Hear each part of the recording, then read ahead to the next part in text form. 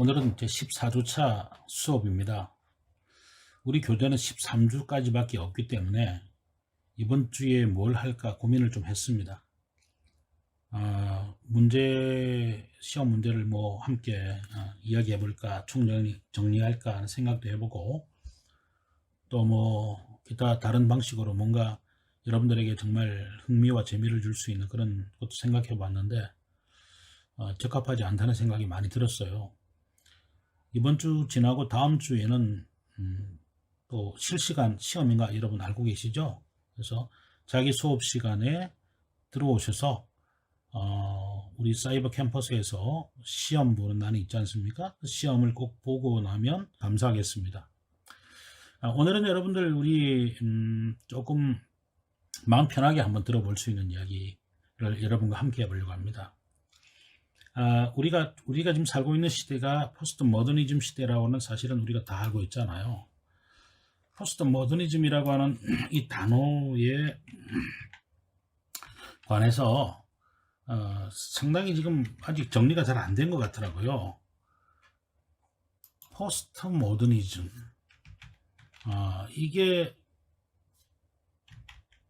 후기 근대 시대 혹은 뭐 탈근대 시대, 뭐 별 말들을 많이 합니다. 사실 일어나기는 이제 1960년도에 일어난 운동이죠. 그래서 미국과 프랑스를 중심으로 일어났던 운동들인데요. 이들의 그 가장 기본적인 키워드는 바로 deconstruction, 해체라는 것입니다. 그러니까 기존의 모든 질서와 개념들을 깨뜨리는, 해체하는 작업이죠. 1970년대 중반에 또다시 한번 사상적 전환점을 맞이하게 되죠. 그리고 이 포스트 모더니즘의 영향은 뭐 문화 예술적으로 또 문학적으로 아주 급격하게 퍼져나가게 됩니다. 포스트 모더니즘을 알기 위해서는 먼저 모더니즘을 이해해야 됩니다. 서구에서 근대 혹은 모던 시대라고 하면 보통 18세기 계몽주의부터 시작된 이성 중심주의 시대를 말하거든요. 종교는 외적인 힘보다는 인간의 이성에 대한 믿음을 강조했던 이 계몽 사상이 합리적 사고를 중시했죠. 뭔가 증명 가능한 것이 아니면 팩트라고 보지 않았습니다. 지나친 객관성의 주장이었기 때문에 20세기에 들었으면서도 도전을 받죠. 뭐 니체나 하이데거 같은 실존주의, 이것이 끝나자 포스트 모던은 뭐 데리다, 푸코, 라캉, 리오타, 유명한 사람들이 여러분 기억하면 좋겠어요. 이런 사람들에 이르기까지 20세기에도 계속해서 영향력을 행사하죠. 니체와 프로이트의 영향을 받은 이들은 계몽주의 이후 서구의 합리주의를 돌아보면서 하나의 논리가 서기 위해서 어떻게 반대의 논리를 억압해 왔는지를 살피게 돼요. 데리다는 어떻게 말하기가 글쓰기를 억압했고, 이성이 감정을, 백인이 흑인을, 남성이 여성을 억압했는지 이분법을 해체시켜서 보여준 거죠. 미셸 푸코는 지식이 권력에 저항해왔다는 계몽주의 이후 발전 논리의 허상을 보여주고, 지식과 권력은 적이 아니라 동반자라고 말을 했어요. 둘 다 인간의 내재된 본능으로, 권력은 위에서부터 오는 억압이 아니라 밑에서부터 생겨나는 생산이기 때문에 이성으로 제거되는 것이 아니라는 주장을 했죠. 라캉이라는 사람은 데카르트의 합리적 절대 자아의 반기를 들고 프로이트의 사상을 다시 불러들였죠. 뭐 이런 식으로 굉장히 복잡한 얘기들이 많습니다. 여러분 자세한 내용은 두산백과를 참석하시면 도움이 될 것 같긴 해요. 근데 이제 이 중요한 것은 포스트 모더니즘의 특징입니다. 포스트 모던의 특징은 개성, 자율성, 다양성, 대중성을 중시하는 거죠. 산업사회는 이 분업과 대량 생산으로 수요에 의해 공급이 이루어진 시대 아닙니까? 컴퓨터 서비스 산업 같은 정보화 시대에 이르면서 공급이 넘쳐나고 수요는 광고와 패션에 의해 인위적으로 부추겨지죠. 그래서 빗나간 소비 사회는 때로 포스트 모더니즘의 실험적이고 긍정적인 측면을 무력하게 하기도 합니다. 분명히 아닌데 광고의 힘으로, 혹은 특정한 어떤 광고에 등장하는 사람의 힘으로 물건이 많이 팔리는 걸 보게 되거든요. 약간의 있습니다. 그래서 어떤 절대적 진리에 대한 반대, 혹은 절대성의 반대, 혹은 확실성에 대한 반대, 혹은 어떤 뭐랄까요, 어떤 종교적 절대성에 대한 반대, 이런 것들이 포스트 모더니즘의 특징이라고 볼 수 있겠죠. 이런 데 영향을 받은 종교 운동이 바로 소위 말하는 그 종교 다원주의라고 하는 플루랄리즘이라고 하는 겁니다. 종교 다원주의가 포스트 모더니즘에 영향을 받았다는 것은 뭐 누구나 다 아는 얘기인데요. 많은 그 종교학을 공부한 사람들이 종교 다원주의 이야기를 지지를 많이 해요. 종교 다원주의, 즉 쉽게 말하면은 뭐 단순히 종교가 여러 개 존재한다는 그래서 종교는 서로 공존해야 된다라고 하는 것은 굉장히 소극적인 견해인데요. 여기다가 종교 다원주의의 가장 중심적이고 공통된 사상은 기독교 외에 다른 종교에도 구원이 있다라는 거예요. 기독교의 자기 부정이죠. 19세기와 20세기 초의 서구 기독교와 그 문화에 대한 반발 혹은 상대화된 역사적 상황에서 나온 종교 운동이었습니다. 그래서 모든 종교에는 다 각기 나름대로의 구원이 있다라는 거죠. 종교다원주의는 종교적 중심성을 타 종교를 목적으로 이해하지 않고 주격으로 이해하기 때문입니다. 즉 기독교가 불교 국가를 전도한다. 이게 아니라 기독교와 불교는 동일하다 라고 하는 거죠. 기독교만이 유일한 종교가 아니라 모든 고동 종교가 다 절대자에게 이르는 동일한 길이기 때문에 기독교는 그 종교들 가운데 하나일 뿐이라고 주장하기도 합니다. 단순히 종교 문화의 다양성을 주장하는 차원을 넘어서서요, 성경적 신관, 기독론 뭐 이런 것들을 상대화시켜서 기독교의 핵심 진리를 왜곡시키는 굉장히 아주 극단적 신앙 운동이라고 볼 수가 있겠죠.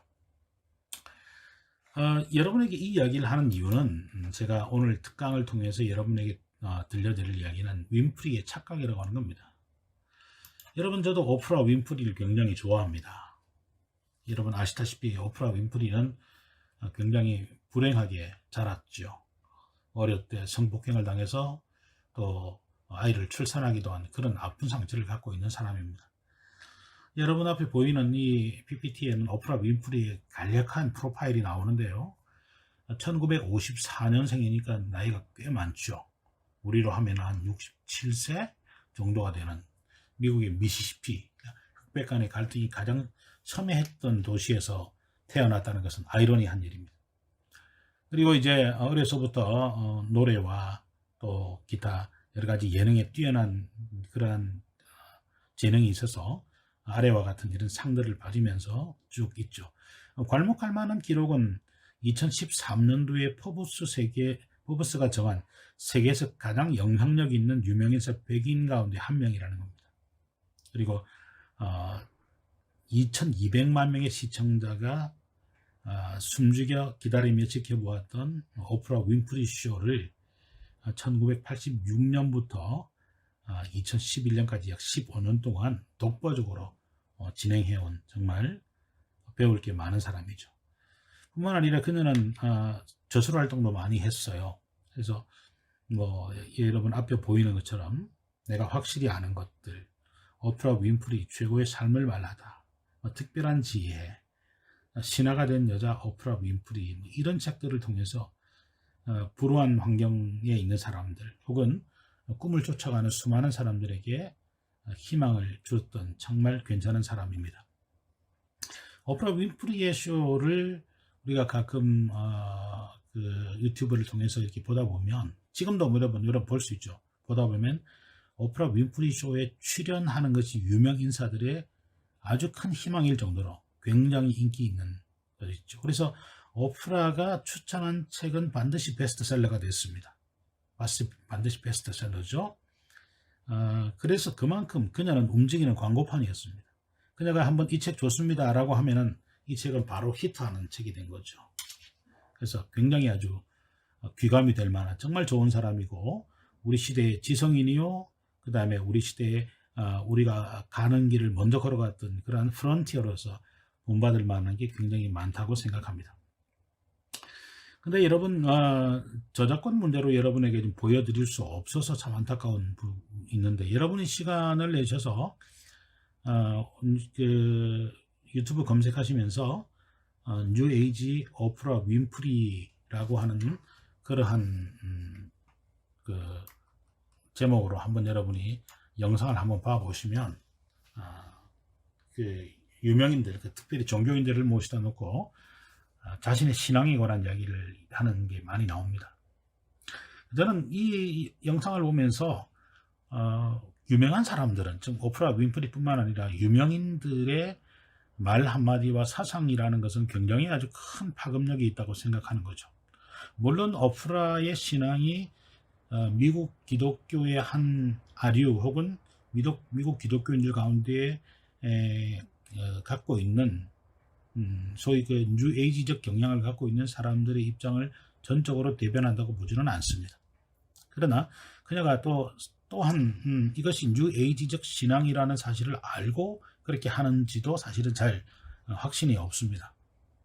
제가 그만큼 오프라의 삶의 과정과 그의 마음의 자세와 삶의 태도를 좋아하기 때문이겠죠.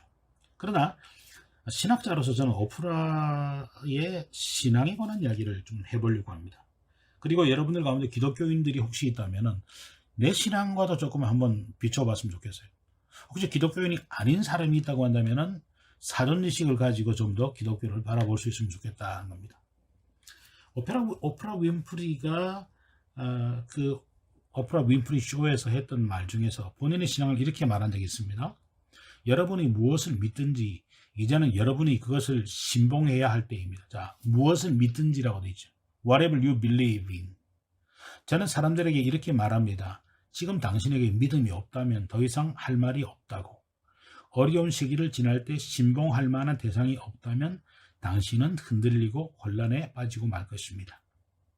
여러분, 오프라 윈프리가 믿는 하나님 혹은 기독교의 전통적인 하나님을 의미한다고 보기는 좀 어렵겠죠. 범실론적 이해, 영적 패러다임을 강조한다 생각합니다. 영적 패러다임.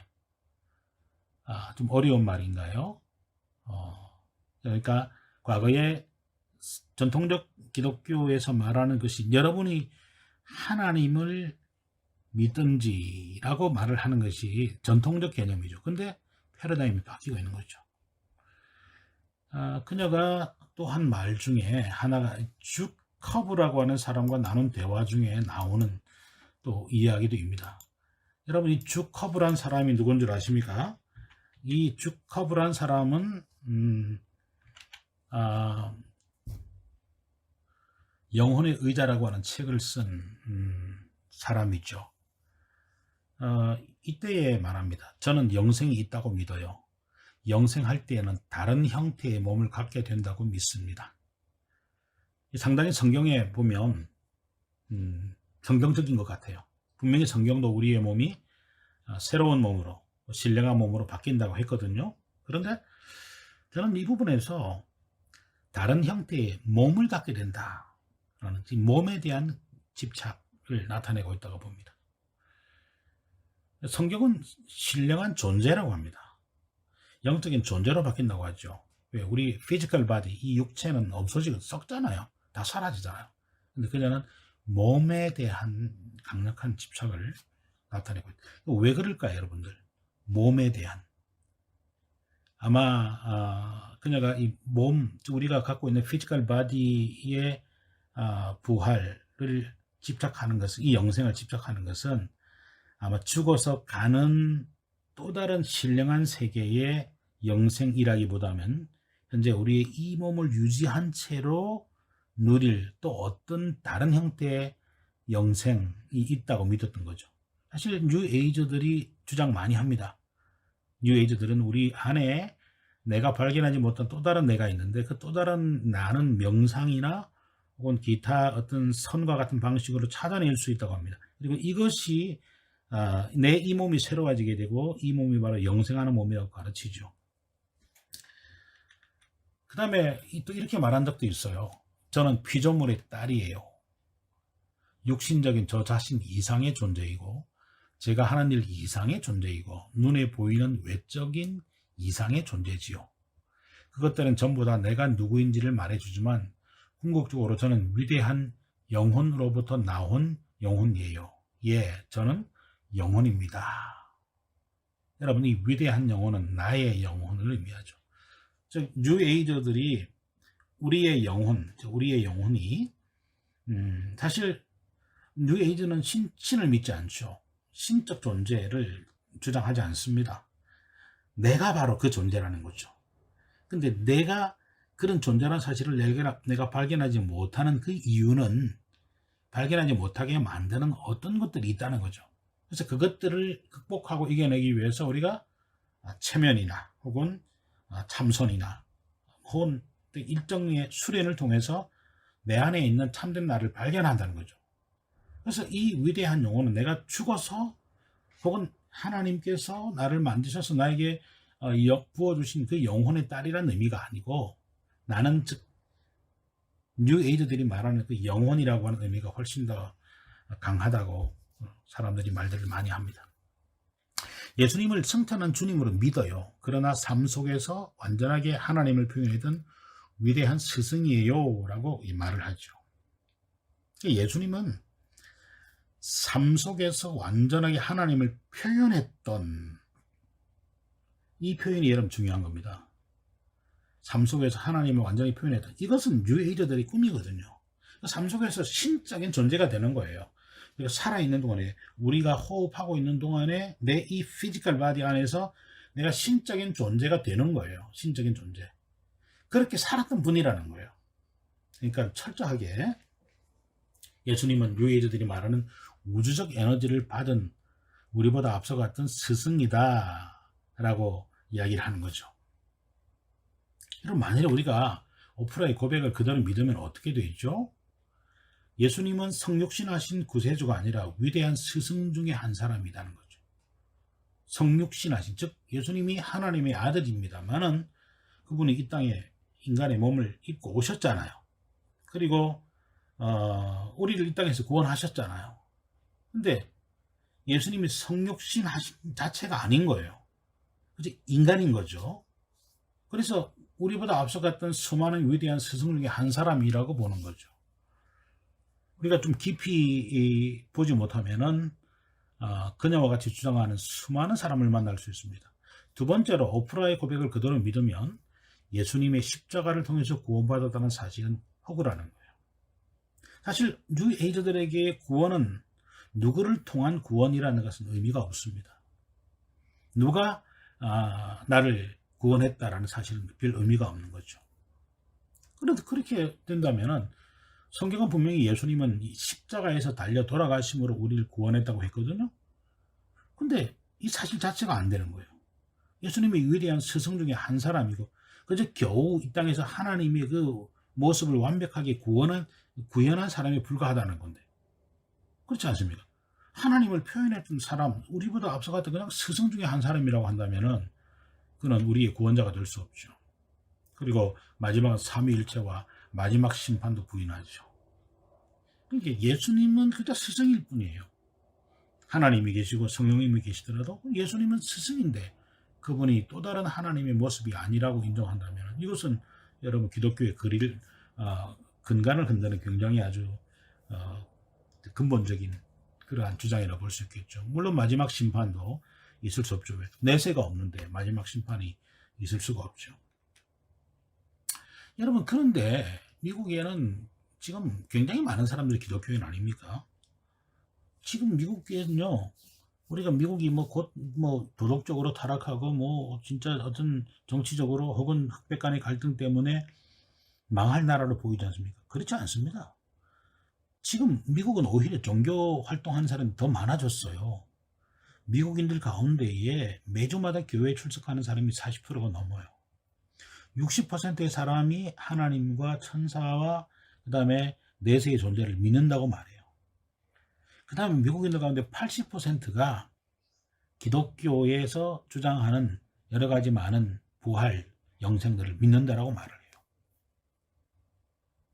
그런데 여러분, 이런 시대에 왜 오프라가 추앙받고 있을까요? 아이러니하게도 미국인들은 종교에 굶주려 있습니다. 어떤 종교요? 미국의 전통 종교보다는 좀 새로운 종교입니다. 여러분, 미국 사람들은 전형적인 웨스턴 아닙니까? 서양 사람이라고 우리가 말할 때 미국 사람을 말하잖아요. 그들은 굉장히 합리적인 거예요. 근데 동양적인 종교, 동양의 뿌리를 둔 종교 운동에 관심을 많이 가지죠. 미국에서 지금 1960년대, 70년대에 인도의 수많은 수행자들과 힌두교 지도자들이 대거 미국으로 이민을 갔잖아요. 그들이 영적인 스승인 구루라고 하는 사람들인데 그들이 가서 뿌리를 내리고 미국 사회에 지금은 대단한 영향력을 미치죠. 미국도 전쟁을 몇 번 겪고 또 엄청난 희생을 치르지 않습니까?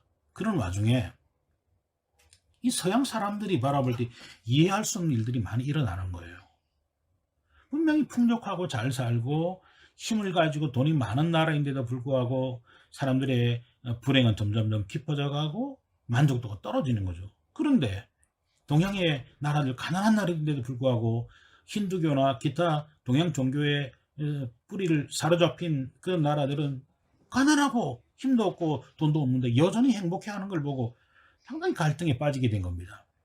그러다가 그들이 요가라든지 혹은 기타 뭐 참선이라든지 혹은 기타 뭐 여러 가지 많은 동양 종교, 즉 특히 힌두교적인 요소에 영향을 많이 받고 참여하게 된 거죠.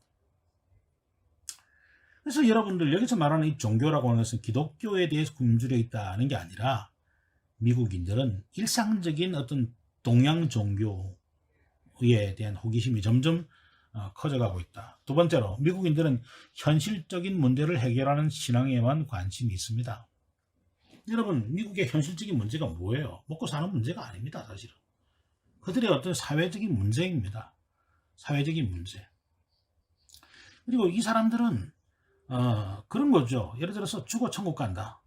뭐 죽어 지옥 간다. 이런 문제는 막연한 어떤 개념과 신앙은 갖고 있긴 해요. 그래서 이것을 믿는 사람이 80%지만 교회 출석하는 사람은 40%라고 하는 통계가 이것을 증명하고 있죠. 그런데 여러분들 어떻습니까? 지금 뉴 에이지 운동 같은 경우는 우리 마음의 고민을 해결해주고 육신의 질병이 아픈 것을 질병이 있는 걸 해결해주고 그 다음에 혹은 뭐 건강을 잃어버린 사람이 건강을 회복해주는 여러 가지 다양한 요가라든지 뭐 이런 것들이 있거든요.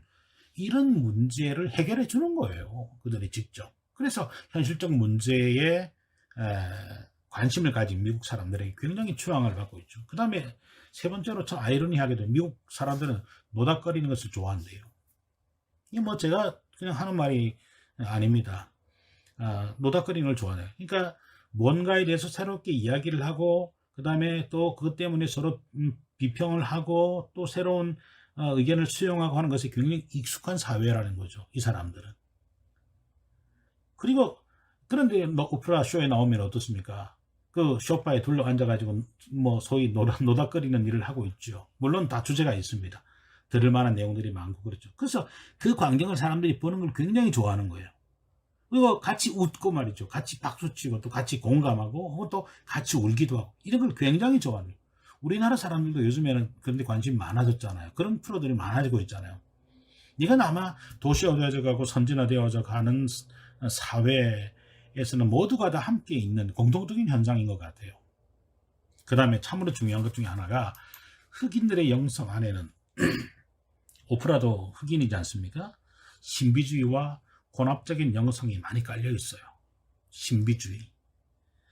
여러분 블루스나 재즈 같은 이 음악들이 그냥 노래가 아닌 거 여러분 알고 계시죠? 다 흑인들의 한과 그들의 서름과 눈물과 그렇습니다. 그래서 흑인 연가를 들어보면 어때요? 흑인 연가 들어보면 그 누가 나의 슬픔 알며 또 나의 괴로움 알까? 주밖에 누가 알아주랴? 영광 할렐루야. 굉장히 마음에 있는 한과 그들의 어떤 어, 마음의 슬픔과 고통들을 종교란 이름으로 이렇게 풀어 나가는 거죠. 그래서 지금도 미국에 있는 수많은 그 뉴에이지 사역자들이 보면 혼합주의적인 영성, 혹은 신비주의적인 영성을 강조를 많이 합니다. 그래서 그들의 모임에는 음악이 굉장히 중요한 역할을 차지하죠. 그러다 보니 여러분 어떻습니까? 이 모든 것들을 적절하게 잘 알고 그 다음에 익숙한 오프라가 미국 사람들 지금 2200만 명의 시청자가 그녀를 신처럼 추앙하고 또 예배하고 숙모한다고들 해요. 저는 나쁘게 보지 않습니다. 그녀를 비판하지도 않습니다. 오히려 그녀의 책들을 읽으면서 굉장한 감동을 받은 사람이기도 합니다. 이것이 현실이라는 것입니다.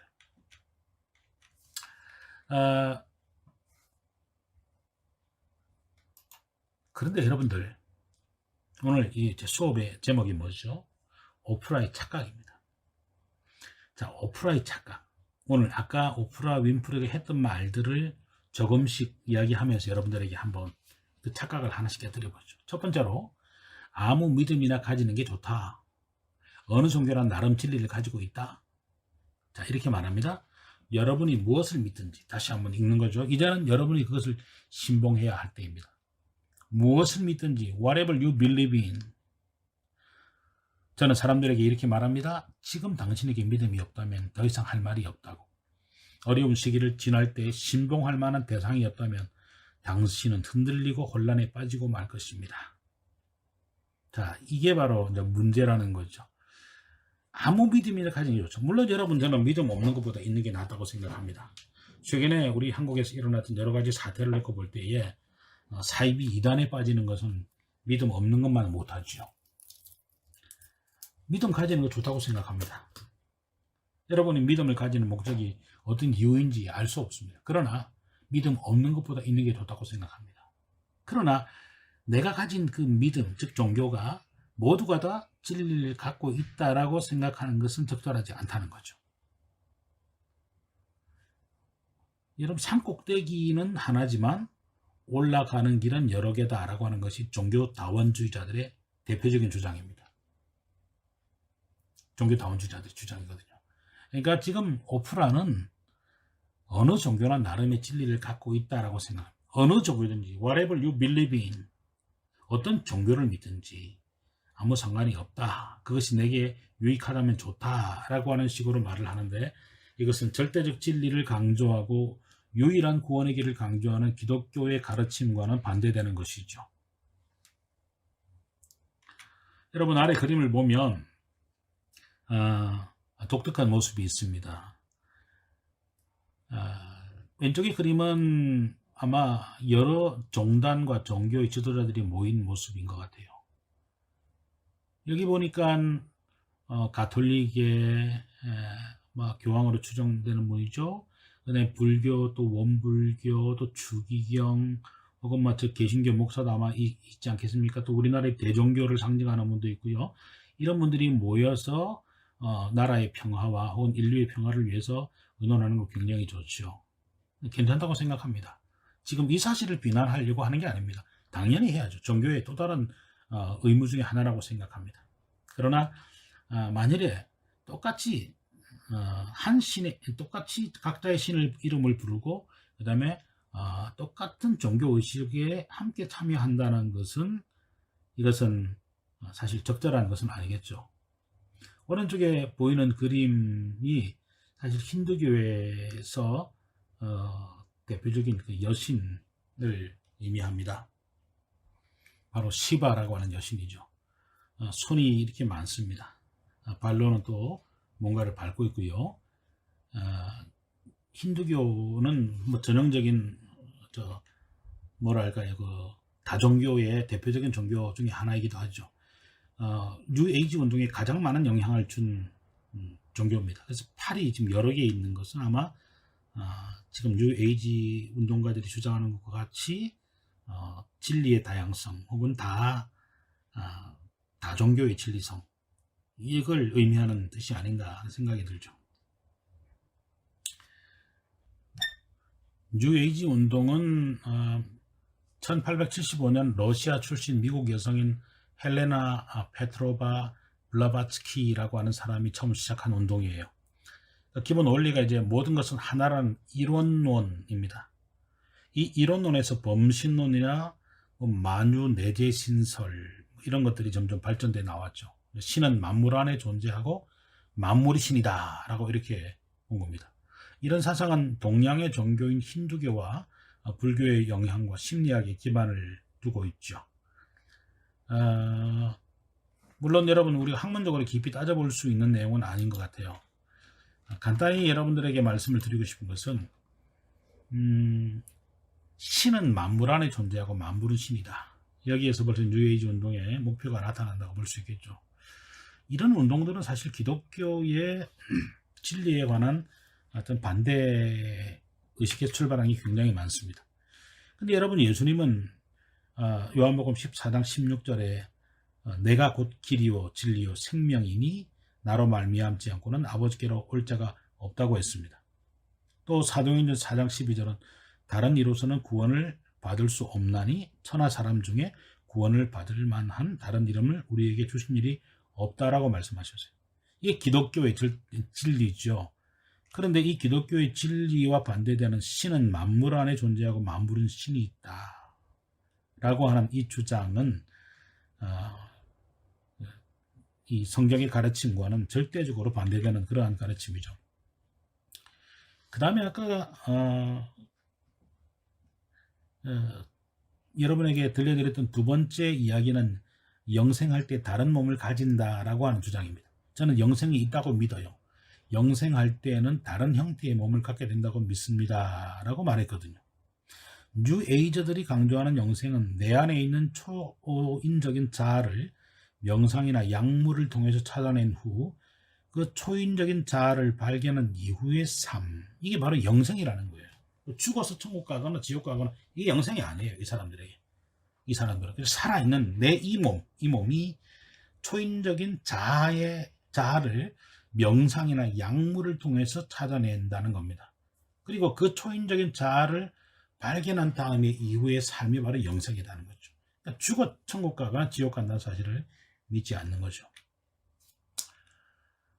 조르주 클로드 길베르라고 하는 사람에 따르면요, 뉴에이지의 가장 큰 특징은 서로 크게 다른 신앙들이 놀라울 정도로 뒤섞여 있다는 점이다.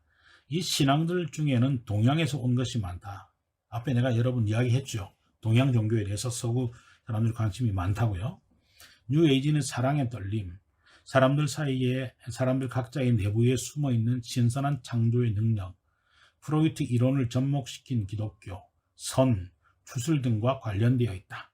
환생, 점성술, 명상, 채식주의, 대체의학, 죽은 사람과의 대화 혹은 외계인과의 대화, 텔레파시, 그리고 저 유명한 인간의 잠재력 등도 뉴에이저에서 언급되는 주제들입니다.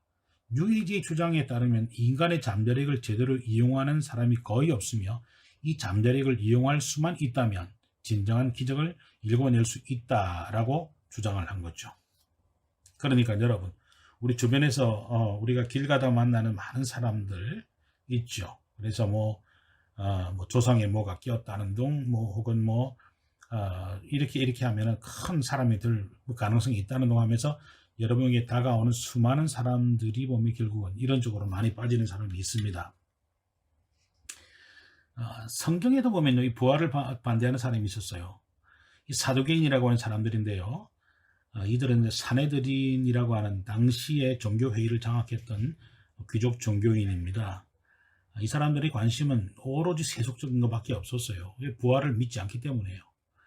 예수님이 로마의 신비를 건드리면 그들이 가진 기득권을 빼앗길까 봐 예수님을 탄압하고 반대할 정도였습니다. 천사도 부활도 내세도 완전히 믿지 않죠. 이 사람들이 사두개인이었습니다.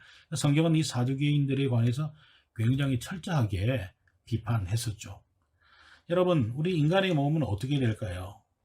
진짜 윈프리의 말처럼 그저 우리 이 몸, 우리 이 몸이 초인적 자아를 발견하게 되면 그게 바로 영생이고 그게 바로 천국일까요? 그렇지 않습니다. 물론 하나님 나라 갈 때 우리의 몸이 새로운 몸이 됩니다. 여러분, 나팔 소리가 나매 죽은 자들이 썩지 아니할 것으로 다시 살아나고 우리도 변화되리라. 이 썩을 것이 반드시 썩지 아니할 것을 입겠고 이 죽을 것이 죽지 아니함을 입으릴 것이다 라고 말합니다. 이 몸은, 우리가 입는 성경에서 말하는 몸은 새로운 육체가 아닙니다. 약물이나 혹은 어떤 극기를 통해서 발견한 나의 참 자아가 아닙니다. 초인적 자아가 아니라 영적 존재를 말합니다. 영적 존재. 우리 육체는 썩을 거 아닙니까? 그렇게 됩니다. 그러나 이 몸이 다른 겁니다. 윈프리가 말하는 것 전혀 다른 거죠. 그래서 성경이 말하는 것과 윈프리가 말하는 것은 많이 차이가 납니다. 그 다음에 윈프리는 예수님은 위대한 스승이라고 말씀했죠. 예수님을 승천한 주님으로 믿어요. 그러나 삶 속에서 완전하게 하나님을 표현했던 위대한 스승이에요 라고 했죠.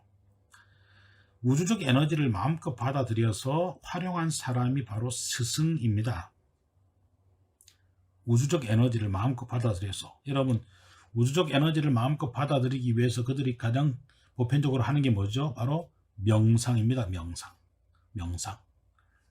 최근에는 여러분들 요가라고 하는 운동이 건강과 아름다운 몸매를 지키기 위한 스포츠의 하나로 자리를 잡았죠.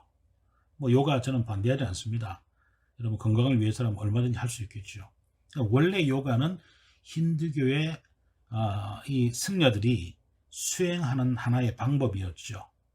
그래서 여러분, 뉴에이저들이 주로 요가 때 사용하는 음악들은 보면 뉴에이지 음악이 굉장히 많습니다. 아주 신비롭고 몽환적인 분위기의 음악을 많이 활용하죠. 그러나 여기서 말하는 것은 그냥 건강이 회복되었다는 정도가 아닙니다. 그래서 우주적인 에너지를 내 안에 받아들이는 거죠. 선이나 요가를 통해서 받아들여서 내가 병이 났다. 스스로 자기 안에 있는 초자연적인 자기를 발견했다는 거죠. 예수님을 그런 사람으로 표현하고 있는 거죠. 그래서 이 부분도 적절하지 않은데, 여러분 성경을 보다 보면 아이러니하게도 유대인들도 예수님을 선생으로 알았어요. 그날 밤에 예수께 와서 이르되 랍비여. 여러분, 랍비가 뭐냐면 그 당시에 선생이잖아요. 우리가 당신은 하나님께로부터 오신 선생인 줄 아나이다. 선생님이라는 거예요. 하나님이 함께 하시지 아니하면 당신이 행하시는 이 표적을 아무도 할 수 없음이니이다 라고 이야기를 했어요. 여러분,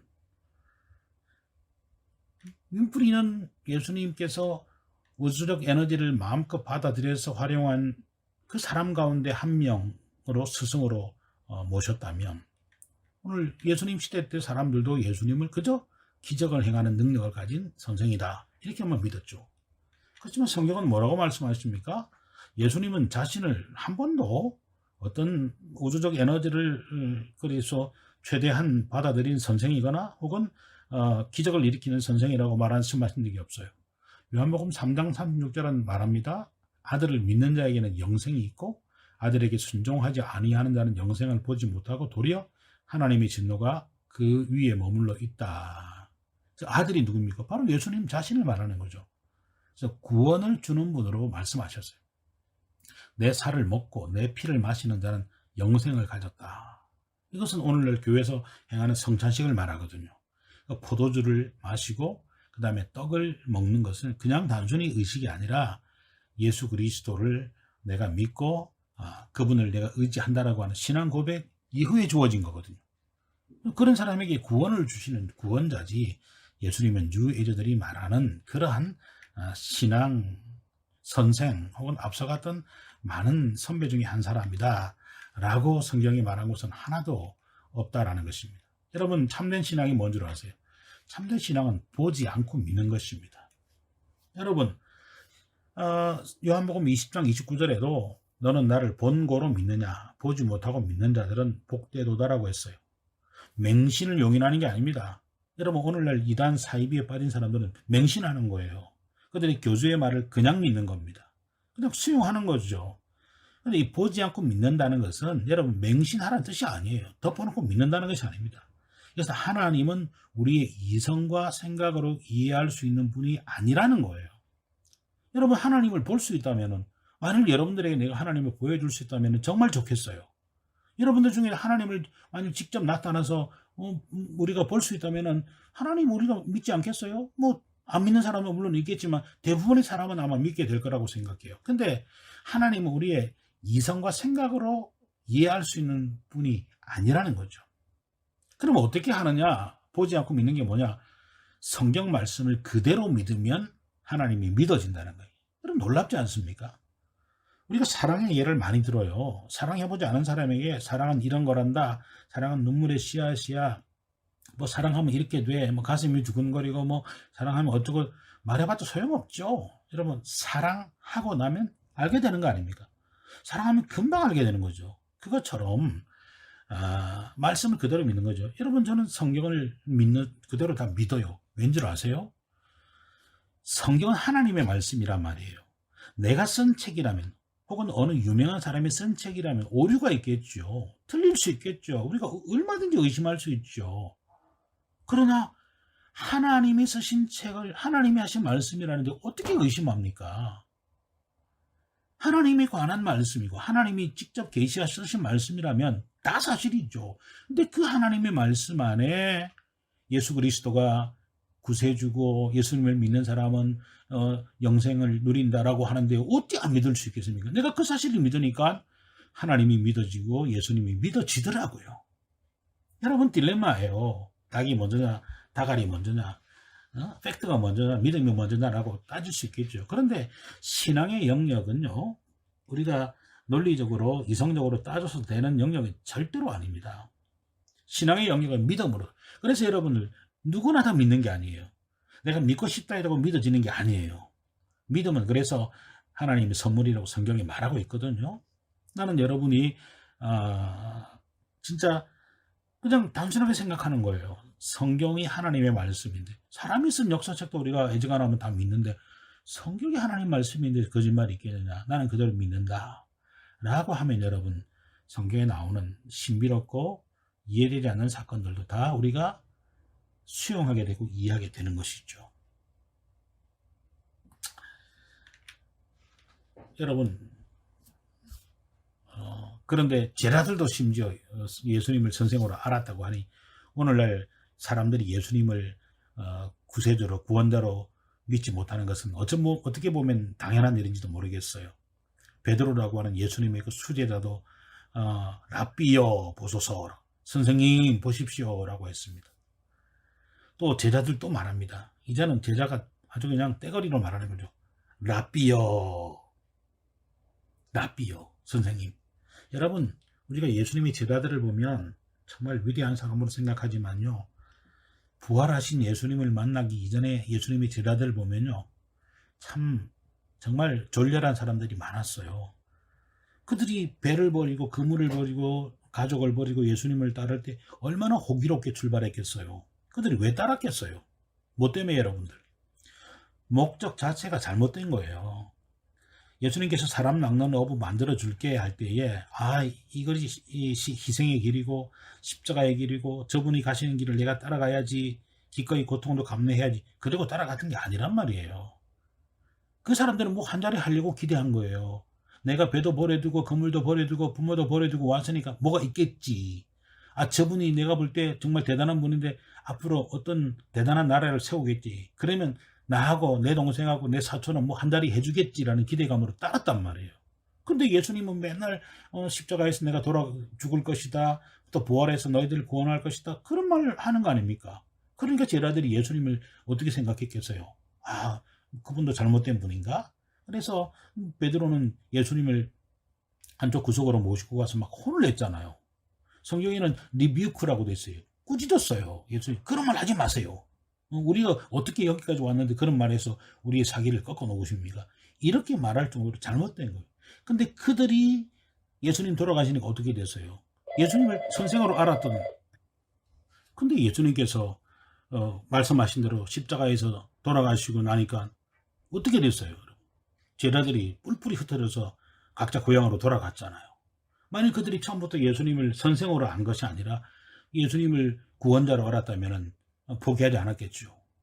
그런데 부활하신 예수님을 만나고 난 다음부터 제자들의 그 위대한 사역들이 열린 거지. 그 전까지는 그들도 역시 예수님을 선생으로 알았죠. 여러분, 요즘에도 예수님을 4대 성인 중에 한 분으로 아는 사람이 많습니다.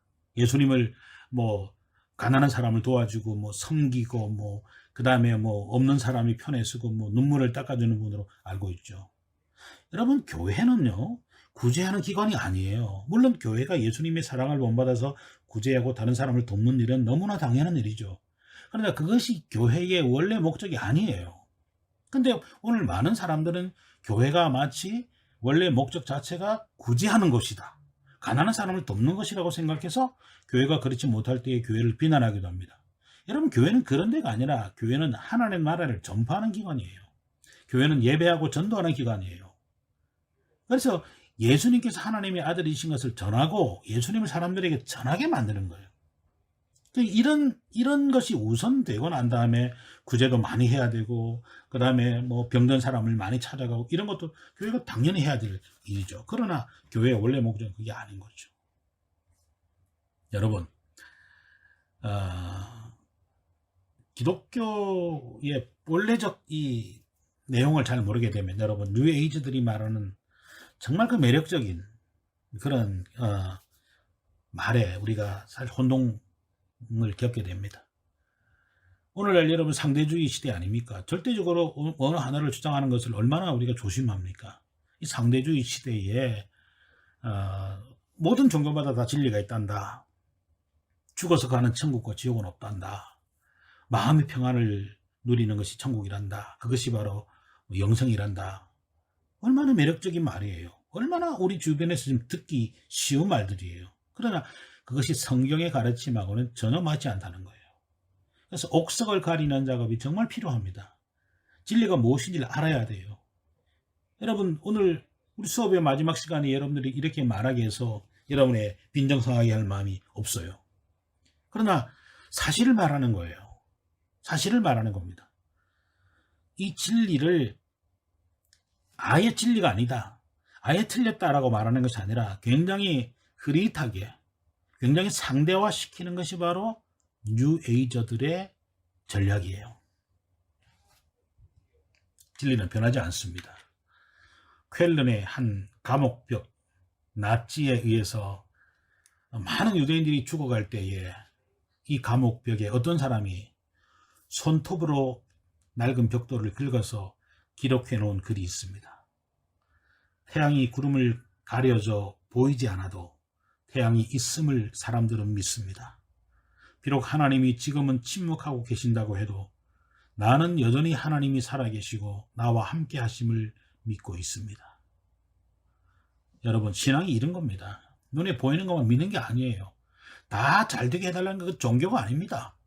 그게 무엇입니까 도대체? 하나님은 자동 판매기 하나님이 아니에요. 하나님은 우리가 터널을 지나갈 때도 있게 하시는 거예요.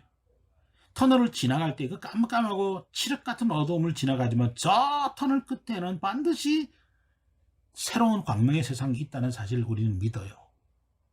고통 중에서 수많은 사람들이 가스실에서 죽어가는 이 상황에서 하나님이 지금 침묵하고 계시지만 나는 하나님이 살아계시고 나와 함께 하심을 믿는다는 이 신앙이 정말 진짜 신앙인 거예요. 여러분, 눈에 보이고 합리적으로 증명 가능하고 설명 가능한 것이 신앙이라고 말한다면 그것은 신앙을 가장한 합리주의에 불과할 뿐이에요. 신앙과 합리주의는 다릅니다. 여러분, 우리가 하나님을 전적으로 신뢰한다고 하는 것은 하나님의 모든 면들을 우리가 알고 신뢰하는 게 아닙니다. 하나님이기 때문에 신뢰하는 겁니다. 그래서 여러분, 이 하나님을 신뢰하는 마음이 기독교의 절대적인 게, 그래서 기독교가 이것 때문에 비난받지요. 물론 여러분, 기독교인들이 윤리적으로 도덕적으로 잘못해서 비난받는 일은 마땅히 비난받아야죠. 그렇지만 기독교의 이 핵심적인 가치에 대해서 알지도 못하면서 비난하는 것은 여러분, 이것은 적절한 태도가 아니라고 봐요. 혹시 여러분 가운데 기독교에 관해서 오해하고 있다면 여러분, 기독교를 알았으면 좋겠어요. 이 수업이 그런 시간이 됐으면 좋겠어요. 그래서 오늘 여러분과 정말 우리 종교에 관해서도 얼마든지 왜곡하지 않고 진지하게 대화할 수 있지 않나요? 우리 모두 지성인입니다. 어느 편견도 가지지 않고 어떤 부정적인 감정도 없이 정말 객관적인 상태에서 우리가 어떤 종교라도 이야기할 수 있다면 우리는 훨씬 더 성숙한 사람이 되리라고 생각합니다. 이번 학기 여러분들 정말 여러분의 그 높은 수업 참관 의식과 그 다음에 여러분들의 태도에 굉장히 깊은 감명을 받았습니다. 역시 여러분들이 우리 시대의 대학생들보다 훨씬 더 영리하고 똑똑하다는 것을 다시 한번 깨닫게 됐어요. 이제 다음 주면 기말고사입니다. 우리가 온라인 수업을 진행해서 기말고사에서 혹시 약간 변별력이 떨어져 걱정이 좀 되는 면이 솔직히 좀 있습니다. 그러나 최선을 다해서 여러분의 과제물과 시험으로 평가를 할 테니 잘 준비했다가 다음 주 여러분의 실제 수업 시간에 사이버 캠퍼스에 들어와서 여러분에게 내어놓은 문제를 가지고 시험을 보시길 바랍니다. 한 학기 동안 함께 하신 여러분을 고맙고요. 여러분들의 가정과 여러분의 앞날 위에 하나님의 은혜가 함께 하시기를 진심으로 축복합니다. 고맙습니다.